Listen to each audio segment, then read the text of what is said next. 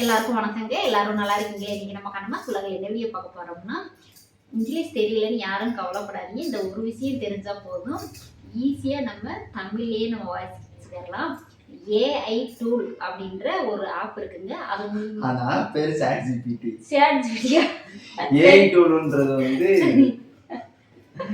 பாருங்க, அதுவே தெரியல. என் பையன் சொல்லுவான்னு கேளுங்க. சரி, இப்போ ஒன்றும் இல்லை. ஃபர்ஸ்ட் நீங்க பிளே ஸ்டோர்ல போயிட்டு சாட் ஜிபிடின்னு சர்ச் பண்ணிக்கோங்க. அதை டவுன்லோட் பண்ணதுக்கப்புறம் நீங்கள் சாட் ஜிபிடி ஓப்பன் பண்ணிடுங்க. நார்மலாக அவங்களோட கூகுளை வச்சு லாகின் பண்ணுற மாதிரி தான் இருக்கும். அது ரொம்ப சிம்பிள் ஸ்டெப். நீங்கள் என்ன பண்ணணும்னா, ஆப்பில் வந்ததுக்கப்புறம் இங்கே உங்களுக்கு லெஃப்ட்டில் வந்து ப்ளஸ் ஐக்கான் காட்டுது பார்த்தீங்கன்னா, இந்த சேட் பண்ணுற மாதிரி தான் இருக்கும்.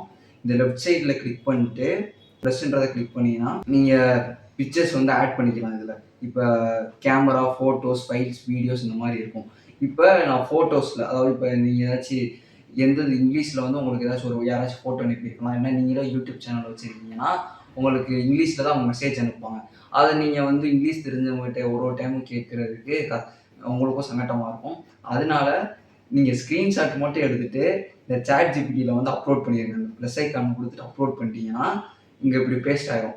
பேஸ்ட் ஆனதுக்கப்புறம் நீங்கள் என்ன பண்ணணும்னா, தங்கிலீஷில் உங்களுக்கு டைப் பண்ண தெரிஞ்சால் பண்ணுங்கள். இல்லைனா இதில் வாய்ஸ் மெசேஜ் கூட பேசுங்க. இல்லைன்னா தனியாக நீங்கள் தமிழில் டைப் பண்ணி வச்சுன்னா இதில் தமிழில் டைப் பண்ணி வச்சுட்டு எனக்கு இதை வந்து தமிழில் எக்ஸ்பிளைன் பண்ணு அப்படின்னு மட்டும் கேளுங்க. இப்போ வந்து நான் தங்கிலீஷில் கொடுக்க போகிறேன். எனக்கு இதை தமிழில் எக்ஸ்பிளைன் பண்ணு அப்படின்னு மட்டும் நான் சொல்லிட்டேன். இப்போ நீங்கள் சென்ட் பட்டன் கொடுத்துட்டீங்கன்னா, நீங்கள் வாட்ஸ்அப்பில் சேட் பண்ணுற மாதிரி தான் இதில் சேட் பண்ணணும். கொடுத்துட்டீங்கன்னா இதை அப்படியே ஃபுல்லாக பார்த்துட்டு உங்களுக்கு தமிழில் கொடுத்துரும். இதாவது இங்கே பார்த்தீங்கன்னா உங்களுக்கு தமிழில் கொடுத்துருச்சுமா. என்ன கொடுத்துருக்கு சொல்லுங்கள். தமிழில் வந்திருக்கு. ஏஐ என்றால் என்ன? Simple Tamil explanation.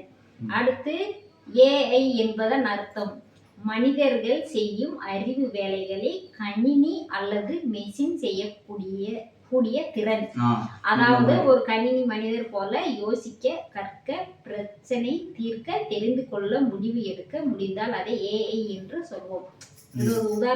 உதாரணம், அதாவது நான் போட்டோல என்ன போட்டிருக்கேன்னா, ஆர்டிஃபிஷியல் இன்டெலிஜென்ட்னா என்ன அப்படின்னு கேட்டிருக்கேன். அதை கூகுள்லேருந்து ஸ்க்ரீன்ஷாட் எடுத்து இதில் நான் அப்லோட் பண்ணியிருக்கேன். ஃபார் எக்ஸாம்பிள் உங்களுக்கு. ஸோ இது வந்து இந்த மாதிரி தான். நீங்கள் நமக்கு யூடியூப்ல மெசேஜ் இமெயிலில் வரும் பார்த்தீங்களா, அது தெரியலன்னா இந்த மாதிரி ஸ்க்ரீன்ஷாட் எடுத்து நீங்கள் இப்போ செஞ்சுக்கலாம்.